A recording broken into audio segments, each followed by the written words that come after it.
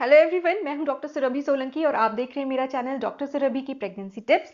आज इस वीडियो में हम जानने वाले हैं कि नॉर्मल डिलीवरी में क्या होता है, क्योंकि जब लेडीज प्रेग्नेंट होती हैं और कई सारी स्टोरीज सुन रखी होती हैं नॉर्मल डिलीवरी के बारे में, कितना दर्द होता है, कितनी प्रॉब्लम होती है, वो सब सुन के काफ़ी लेडीज नर्वस हो जाती हैं और रियली वो नहीं जानती कि वो क्या एक्सपेक्ट करें कि जब नॉर्मल डिलीवरी होती है तो एक्चुअली में होता क्या है। दर्द इतना सुन रखा होता है, दर्द कितना होता है, तो ये सारी बातें आज मैं आपको इस वीडियो में बताने वाली हूँ।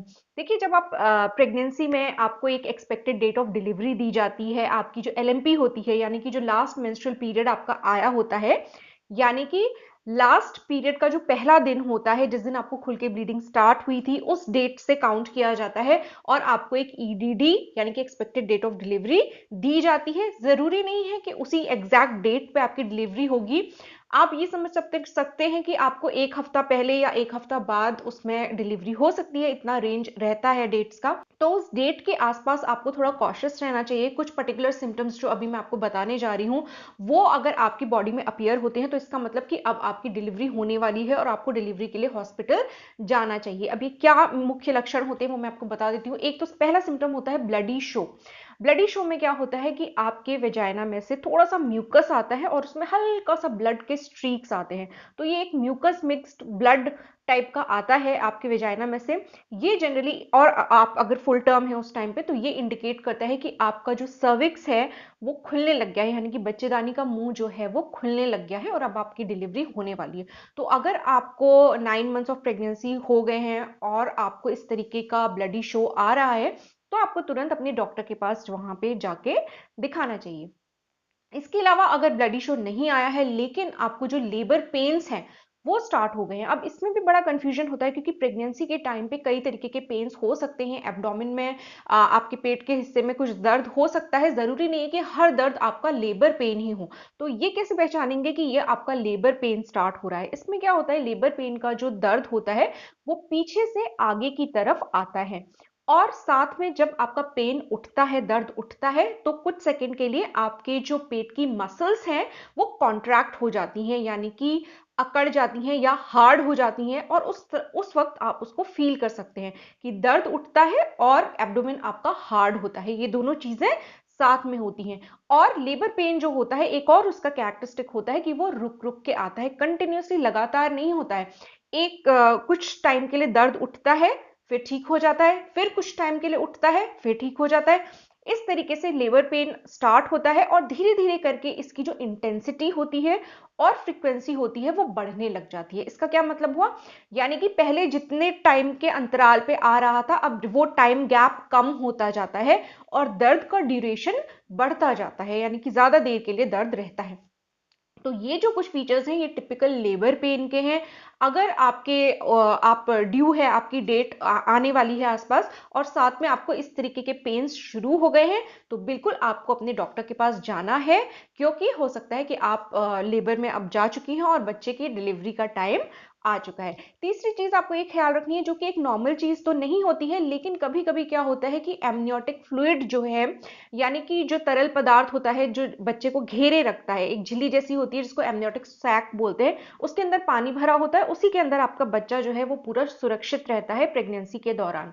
अब अगर इसमें किसी वजह से अगर ये रप्चर हो जाती है या आपका जो फ्लूइड है, पानी है, वो लीक करने लग जाता है, किसी किसी में हो सकता है कि काफी सारा पानी एक साथ निकल आए या थोड़ा थोड़ा करके आपका एक पानी जैसा आपके वेजाइना में से निकलता जा रहा है, तब भी आपको अपने डॉक्टर को जरूर बताना है, क्योंकि ऐसी कंडीशन अगर होगी तो एक तो इन्फेक्शन का रिस्क हो जाता है और वहां पे फिर आपकी डिलीवरी कराना कई बार जरूरी हो जाता है। तो ये आपके डॉक्टर्स डिसाइड करेंगे उस केस में क्या करना है। लेकिन अगर इस टाइप से आपका पानी निकल जाता है या निकल रहा है थोड़ा थोड़ा करके रेगुलरली, तो आपको डॉक्टर को जरूर दिखाना है, वहां पे ये जरूरी हो जाता है। तो इस तरीके से कुछ चीजें होती हैं। और दूसरी चीज, एक और चीज, अगर आपका जो लास्ट ट्राइमेस्टर चल रहा है या लास्ट मंथ चल रहा है प्रेगनेंसी का और बच्चे के मूवमेंट्स आपको पहले फील हो रहे थे अच्छे से और अब थोड़े कम हो गए हैं मूवमेंट्स, या आपको मूवमेंट नहीं फील हो रहा है, तो भी आपको तुरंत अपने डॉक्टर को वहां पे दिखाना जरूरी होता है, चेकअप के लिए जाना जरूरी होता है। तो इस तरीके से ये चीज कुछ आपको एक्सपेक्ट करनी है जब आपका आपका लेबर का टाइम आने वाला होगा। और एक चीज़ बहुत सी लड़कियां डर जाती हैं, स्पेशली जो फर्स्ट टाइम प्रेग्नेंट हैं, उनको बहुत डर लगता है कि कैसे होगा और इतना दर्द होता है, हम कैसे सहेंगे, कैसे डिलीवरी होगी। तो मेरी जब डिलीवरी होने वाली थी, उस टाइम पे मेरे को मेरी डॉक्टर ने एक बात बोली जो कि मुझे बहुत अच्छी लगी, उससे मुझे बहुत सपोर्ट मिला, हिम्मत मिली। उन्होंने कहा कि तुम पेन के बारे में मत सोचो, जितनी तकलीफ हो रही है उसके बारे में मत सोचो, बेबी के बारे में सोचो, जो छोटा सा प्यारा सा बेबी आपकी गोद में आने वाला है उसके बारे में सोचो, उसको इमेजिन करो। तो आपको ये जो जितनी भी तकलीफ हो रही है ये सारी जो है परेशान नहीं करेगी। और रियली जब उन्होंने ऐसा कहा और मैंने सच में ये सोचा कि हाँ मेरे पास एक बेबी आने वाला है, छोटा सा प्यारा सा मेरा बच्चा आने वाला है मेरी गोद में, तो मुझे फिर इतना प्रॉब्लम नहीं हुई। दर्द तो हुआ बिल्कुल, लेकिन उसको सहने की शक्ति एक तरीके से मिल गई। तो ये एक बड़ी उनकी अच्छी बात मुझे लगी, जो कि मैंने आप लोग के साथ शेयर करी। अगर आप लोग भी अभी प्रेग्नेंट हैं और फर्स्ट टाइम डिलीवरी होने वाली है, तो बिल्कुल अपने बच्चे के बारे में सोचिए और सारी प्रॉब्लम्स जो हैं वो फिर आराम से हम लोग झेल सकते हैं। तो इस तरीके से आपको कुछ लेबर पेन्स इस तरीके से आपके स्टार्ट होंगे। इसके बाद क्या होता है कि पेन जो होता है वो धीरे धीरे बढ़ता जाता है, उसकी इंटेंसिटी बढ़ती जाती है, ड्यूरेशन बढ़ता जाता है।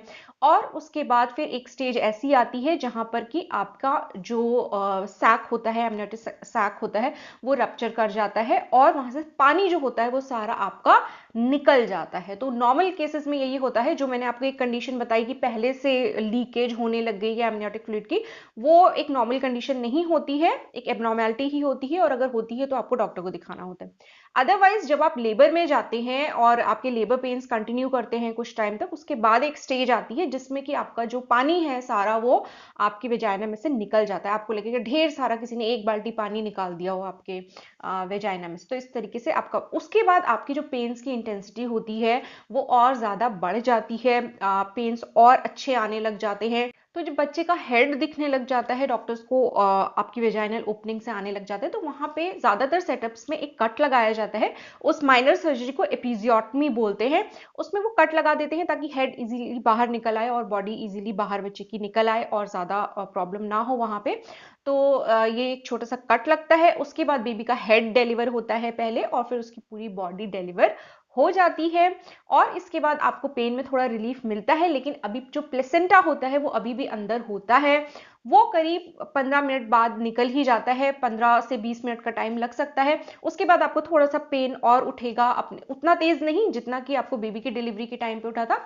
बेबी की डिलीवरी के 15-20 मिनट के बाद आपका जो प्लेसेंटा होता है वो डिलीवर हो जाता है। थोड़ा कॉन्ट्रैक्शन आपको महसूस होगा, थोड़ा सा पेन महसूस होगा, और वो भी आपका डिलीवर हो जाता है। तो इस तरीके से आपकी नॉर्मल डिलीवरी होती है। अब आम तौर पे इस पूरे प्रोसेस को, यानी कि जब से आप लेबर में गई और ये पूरा प्रोसेस होने में, बच्चे की डिलीवरी होने तक 12 घंटे तक का भी समय लग सकता है, लेकिन कई बार अनफॉर्चुनेटली कुछ महिलाओं को इसमें ज्यादा ही वक्त लग जाता है। कई महिलाओं को लेबर पेन अच्छे नहीं आ पाते हैं, अच्छी इंटेंसिटी के नहीं आते हैं, तो डिलीवरी टाइम से नहीं होती है, काफी दिन तक उनको पेन बियर करना पड़ता है, 2-3 दिन तक भी बियर करना पड़ सकता है। लेकिन ये सेटअप टू सेटअप वेरी करता है। कई बार जो फैमिली मेंबर्स होते हैं वो प्रेशराइज करते हैं कि नहीं हमें नॉर्मल ही डिलीवरी करनी है, और डॉक्टर्स कहते हैं कि हमें सिजेरियन करती है। यहाँ पे एक ट्रस्ट इशू हो जाता है, क्योंकि कई जो पेशेंट्स होते हैं वो डॉक्टर पे ट्रस्ट नहीं करते। कई लोगों को ऐसा लगता है कि डॉक्टर्स जबरदस्ती सिजेरियन कराना ही चाहते हैं। और डॉक्टर्स के साथ ये होता है कि अब अगर पेशेंट्स नहीं मान रहे हैं, डॉक्टर को ऐसा लग रहा है कि आपकी जो डिलीवरी है, पेन्स हैं अच्छे से नहीं आ रहे हैं और आपको लंबा खींचना पड़ रहा है, तकलीफ में ज्यादा देर रहना पड़ रहा है, तो वो जनरली रेकमेंड करते हैं कि सिजेरियन कर दिया जाए। क्योंकि अगर ज्यादा टाइम तक अगर आप लेबर में रहेंगे और अनसक्सेसफुल पेन्स आपको आ रहे हैं, तो अंदर बच्चे के लिए भी डिस्ट्रेस होती है, और कई बार बच्चे की लाइफ के लिए रिस्क होता है, इसलिए डॉक्टर्स आपको वहां पे सिजेरियन करने की सलाह देते हैं। तो मैं तो आपसे यही कहूंगी कि आपको अपने डॉक्टर पे विश्वास करना चाहिए, और जो सलाह वो आपको दे रहे हैं वो बिल्कुल करना चाहिए, क्योंकि आगे चल के इससे काफी प्रॉब्लम होती है। जैसे कई जो फैमिली मेंबर्स होते हैं वो बिल्कुल अड़ जाते हैं कि नहीं हम नॉर्मल ही डिलीवरी कराएंगे, हम सिजेरियन कराएंगे ही नहीं। तो ये चीज भी गलत है। अगर आपके डॉक्टर को लग रहा है या कोई ऐसी सिचुएशन है, बच्चे के नाल जो है वो बच्चे के गर्दन के चारों तरफ उसका लूप बन गया है, या फिर अगर बच्चा डिस्ट्रेस में जा रहा है, तो ये सब देख के आपके डॉक्टर ही डिसाइड कर सकते हैं कि वाकई में यहाँ पे नॉर्मल डिलीवरी हो पाएगी या यहाँ पे इमरजेंसी में सिजेरियन करना पड़ेगा। तो मेरी सलाह तो यही है कि डॉक्टर की राय मानिए, वो आपको सही सलाह देते हैं ज़्यादातर डॉक्टर्स। और ये वहम ही है लोगों के मन में कि डॉक्टर ज़बरदस्ती सिज़ेरियन कराना चाहते हैं। ऐसा नहीं होता है। ज़्यादातर जो गायनेकोलॉजिस्ट होती हैं वो यही चाहती हैं कि अगर नॉर्मल डिलीवरी हो सकती है तो बिल्कुल हो जाए, लेकिन कोई इमरजेंसी आती है, बच्चे की जान को कोई रिस्क होता है या मदर की जान को कोई रिस्क होता है, तो वो आपको सिज़ेरियन रेकमेंड करते हैं इमरजेंसी में। वहाँ पे आपको डॉक्टर की सलाह माननी चाहिए। यही मेरी आपके लिए एडवाइस है। अब इसके अलावा दो इंपॉर्टेंट बातें और मैं आपको बता देना चाहती हूँ कि आजकल एपिड्यूरल भी एक ऑप्शन होता है। उसमें क्या होता है कि आपको पेन नहीं महसूस होता है। आपके लेबर नॉर्मल डिलीवरी तो होती है, कॉन्ट्रैक्शंस आते हैं, बच्चा नॉर्मली डिलीवर होता है, लेकिन पेन आपको महसूस नहीं होता है एपिड्यूरल एनेस्थीसिया की वजह से। तो ये हर सेटअप में मौजूद नहीं होता है। किन्हीं सेटअप्स में ये फैसिलिटी अवेलेबल होती है, तो उससे एक तरीके से कह सकते हैं कि पेनलेस डिलीवरी की संभावना भी होती है, यानी कि पेनलेस डिलीवरी भी आजकल हो रही है, कई सेटअप्स में होती हैं। तो ये जानकारी अगर आपको नहीं थी तो होपफुली ये यूजफुल रहेगी आपके लिए। दूसरी चीज ये कि होम्योपैथी में एक दवा आती है जिसका नाम है कोलोफाइलम। कोलोफाइलम 30 पोटेंसी में अगर आप अपने जो लास्ट मंथ है प्रेगनेंसी का, यानी कि जब से आपका 9th मंथ लग जाता है, आपको आखिरी महीना लग जाता है, तब से आप रोज सुबह दोपहर शाम लेना अगर स्टार्ट करते हैं तो डिलीवरी के टाइम पे आपको ज्यादा परेशानी नहीं होती है। आपके नॉर्मल डिलीवरी के चांसेस ज्यादा बढ़ जाते हैं। इससे होता क्या है कोलोफाइलम से, ऐसा तो नहीं है कि पेनलेस डिलीवरी होगी, कोई ये एनेस्थीसिया नहीं है। पेन तो आपको होगा, लेकिन अच्छे पेन्स आएंगे, अच्छी इंटेंसिटी के पेन्स आएंगे और जल्दी आपका लेबर हो जाएगा, मतलब जल्दी आपकी डिलीवरी हो जाएगी, यानी कि आपको लंबे समय तक लेबर पेन्स में नहीं रहना पड़ता है। तो कोलोफाइलम मैंने भी यूज करी थी अपनी डिलीवरी के टाइम पे और मुझे बहुत लंबे समय तक उसमें लेबर पेन्स में नहीं रहना पड़ा था। अच्छे कॉन्ट्रैक्शंस आए थे और जल्दी डिलीवरी बेबी की हो गई थी। तो बिल्कुल आप ये होम्योपैथिक मेडिसिन यूज कर सकते हैं, लेकिन एक चीज का ध्यान रखिएगा, मेडिसिन को यूज करने का मतलब ये बिल्कुल भी नहीं है कि आपको अपनी ऑब्स-गायनी से डिस्कस नहीं करना है, या उनके द्वारा जो भी वो आपको एडवाइस देती हैं और जो रेगुलर चेकअप्स हैं वो तो कराने ही कराने हैं। दवा लेने का मतलब ये नहीं है कि कोई और कॉम्प्लिकेशन नहीं हो सकता है डिलीवरी के दौरान। देखिए, डिलीवरी का जो प्रोसेस होता है उसमें कुछ चीजें ऐसी होती हैं, कई बार कुछ कॉम्प्लिकेशंस हो सकते हैं। कई बार ऐसा होता है कि पूरी प्रेगनेंसी तो नॉर्मल गई, लेकिन डिलीवरी के टाइम पे कुछ कॉम्प्लिकेशंस आ गए। तो ये सब चीजें ऐसी हैं कि आपको रिस्क बिल्कुल नहीं लेना है, अपनी ऑब्स-गायनी के टच में रहना है, उनको रेगुलर चेकअप्स कराने हैं, उनकी एडवाइस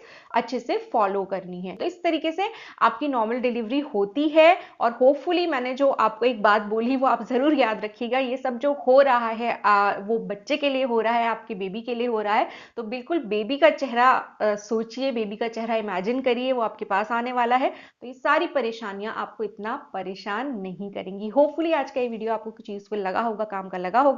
अगर अच्छा लगा है तो वीडियो को लाइक कीजिए और मेरे चैनल को सब्सक्राइब कीजिए। सब्सक्राइब करने के साथ साथ वो जो नोटिफिकेशन बेल है ऑल के ऑप्शन के साथ, उसको भी जरूर प्रेस कर दीजिएगा, ताकि मेरे आने वाले प्रेगनेंसी से रिलेटेड यूजफुल वीडियोस के नोटिफिकेशंस आपको सबसे पहले मिलते रहे। मैं आपसे मिलूंगी अपने अगले वीडियो में, तब तक के लिए अपना ख्याल रखिए।